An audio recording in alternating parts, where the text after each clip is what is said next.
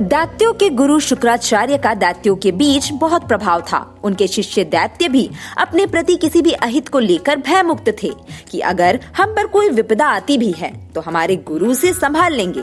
ये इसलिए भी था कि शुक्र भगवान शिव की कृपा से ही दैत्यों के आचार्य बने थे। फिर एक बार कुछ ऐसा हो गया जब महादेव शिव ने विकराल रूप धारण करके शुक्राचार्य को ही निगल लिया। शुक्राचार्य भृगु महर्षि के पुत्र थे तो वहीं देवताओं के गुरु बृहस्पति अंगिरस के पुत्र थे। दोनों बालकों ने बाल्यकाल में कुछ समय तक अंगिरस के यहाँ विद्या प्राप्त की। आचार्य अंगिरस को शुक्र कुछ पसंद नहीं थे, इसलिए उन्होंने विद्या सिखाने में शुक्र के प्रति विशेष रुचि नहीं दिखाई। इससे असंतुष्ट होकर शुक्र ने अंगिरस का आश्रम छोड़ दिया और गौतम ऋषि के यहाँ जाकर विद्या प्रदान करने की प्रार्थना की।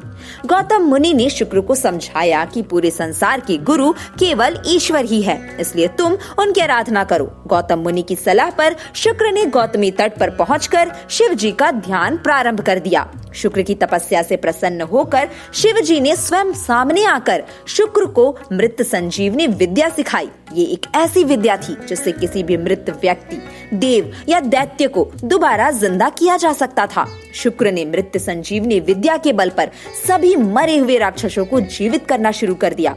इसका परिणाम ये हुआ कि दानव अहंकार में आ गए और देवताओं को यातनाएं देने लगे। दोनों में पहले से ही एक दूसरे के प्रति दुश्मनी की भावना थी, इसलिए देवता और दानवों में लगातार युद्ध होने लगे। मृत संजीवनी विद्या के कारण दानवों की संख्या लगातार बढ़ती गई।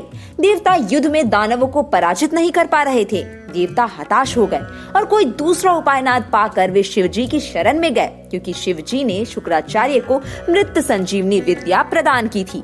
इसलिए देवताओं ने शिव जी से शिकायत की कि आपकी दी हुई विद्या के कारण देवताओं का अस्तित्व संकट में पड़ गया है। जब महादेव ने ये सुना कि शुक्राचार्य ने उनकी दी हुई विद्या का दुरुपयोग किया है तो उन्हें क्रोध आ गया और अपना विकराल रूप धारण करके वे शुक्राचार्य को निगल लेते हैं। इसके बाद शुक्राचार्य महादेव की देह से श्वेत रोशनी के रूप में बाहर आ गए और फिर से अपने निज रूप को प्राप्त कर लिया।